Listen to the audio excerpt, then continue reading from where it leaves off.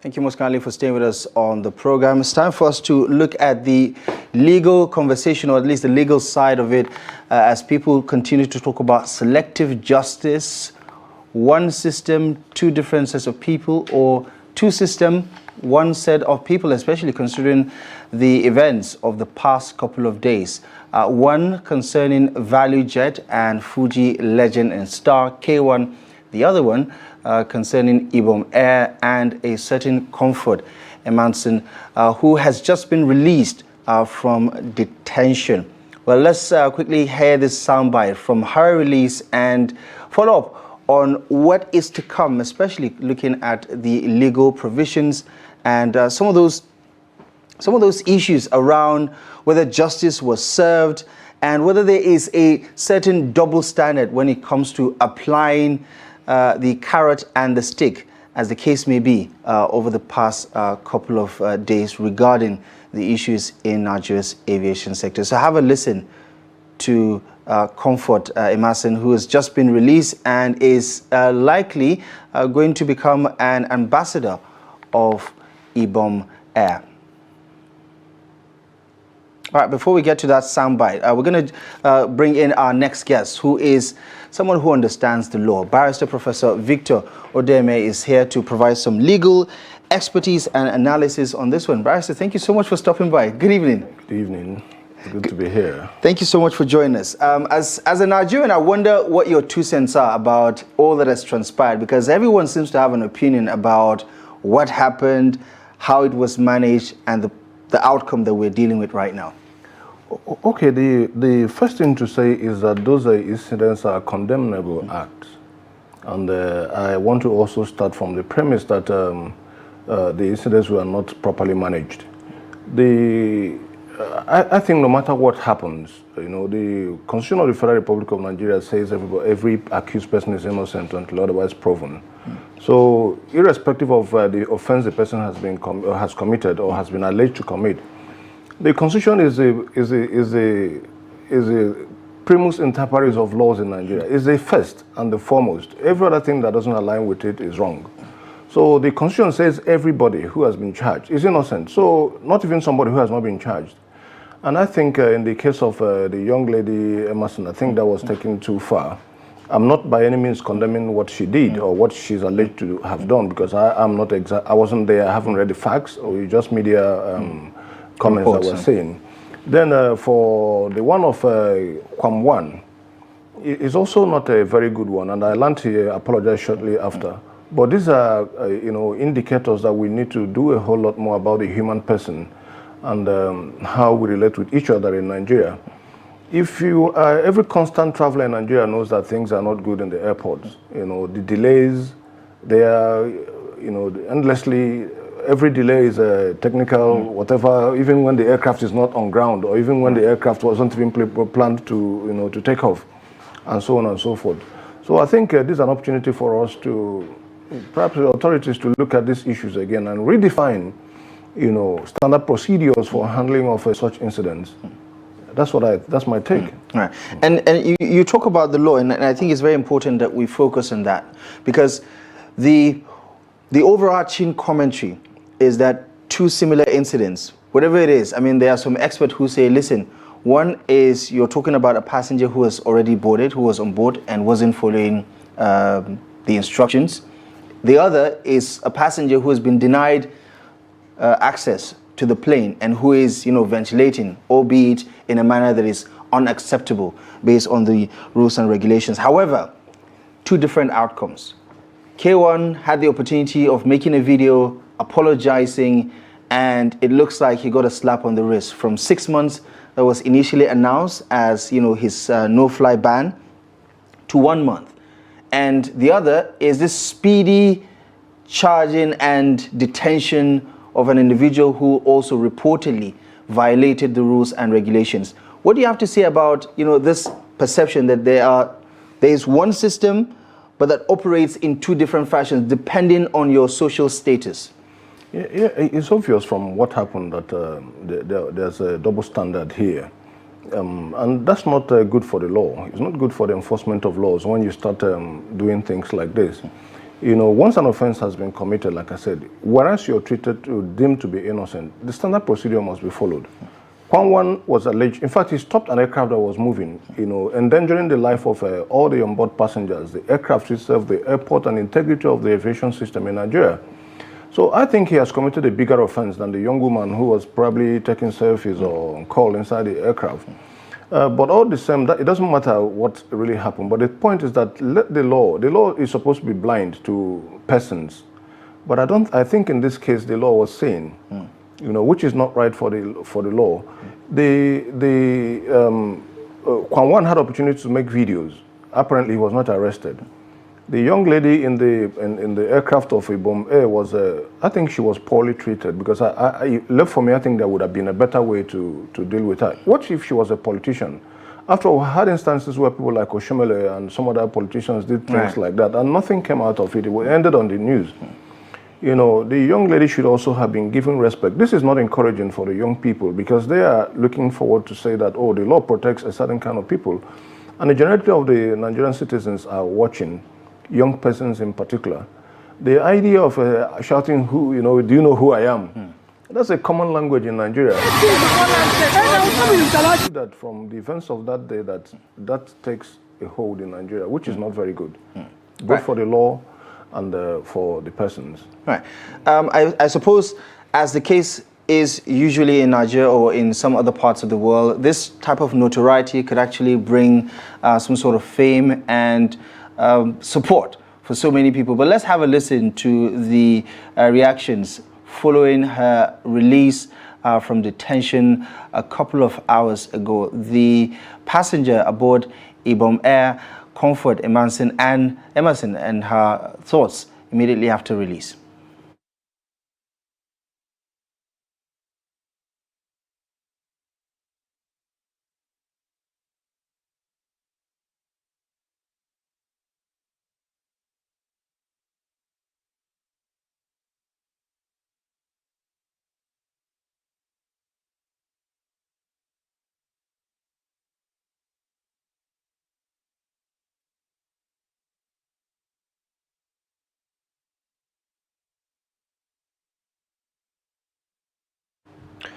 Right, Comfort there. If you manage to get a glimpse of her, there are other shots, of course, online of her leaving the courtroom. But of course, a lot more has emerged since then, because take a look at this shot, reportedly hinting at the possibility of her becoming an ambassador for Odoeme Air as far as passenger good conduct or behavior is concerned. On the one hand, you have K1 being considered for an ambassadorial role, so to say, to talk about safety and security protocols. And on the other hand, also, you have Comfort, who is being talked about in certain circles within Odoeme Air, of course, about her becoming an ambassador for the airline. Talk to me about this one, Barrister. Where do you stand on this? Is this the carrot to make everything feel better now after everything that has happened, especially in Comfort's case? Yeah, I think it's not, what is happening is not unexpected. You know, there's in public relations parlance, you know, there's this thing called managing is it politically exposed persons or celebrities? You know, whenever something goes wrong, you try to, you know, spin around it to get something. A silver lining, right? Yeah, silver lining. There's a particular word I've forgotten right now, but I remember along the line.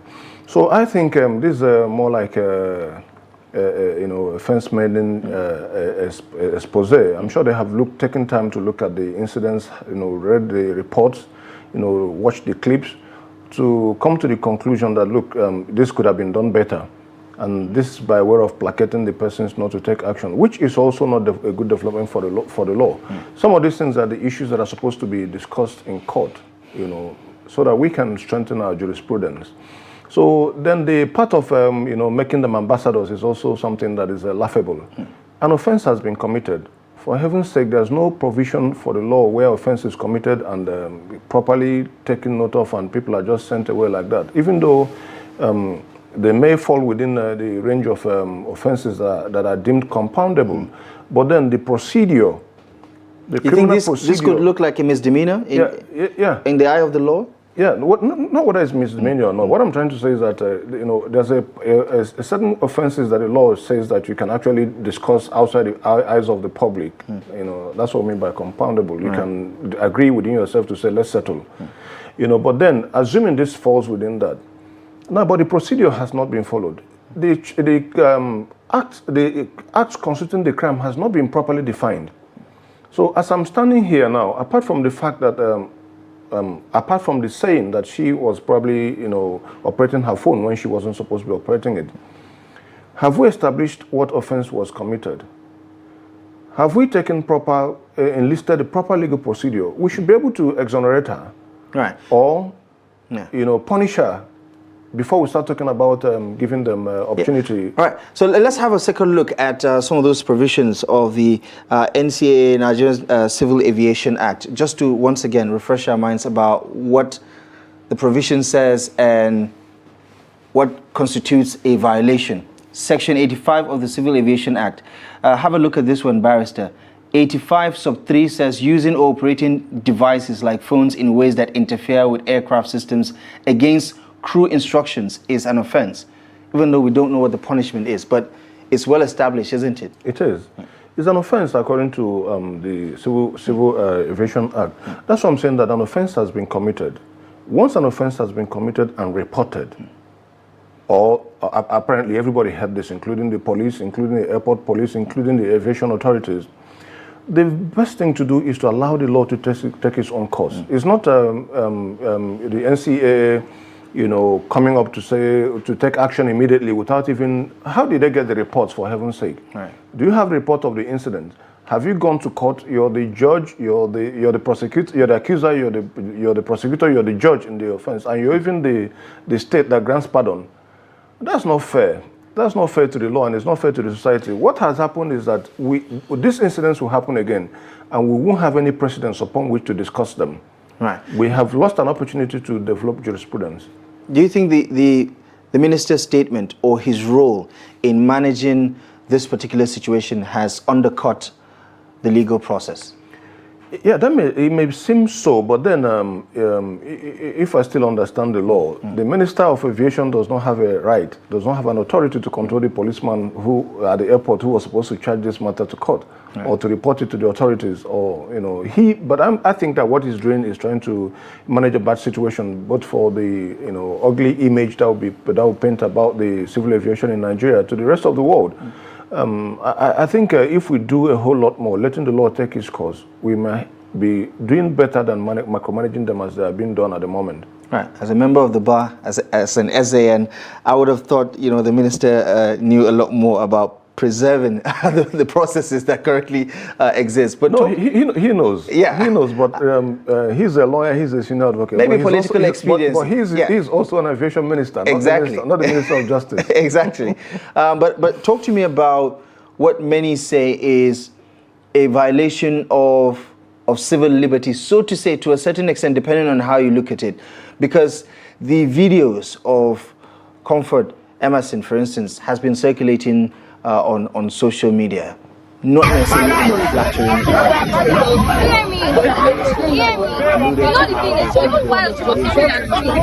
nobody could hold that. Like nobody could do that. Against what obviously now has become a part of her public persona. Yeah, I think if I recall correctly, I learned that she is a model or so.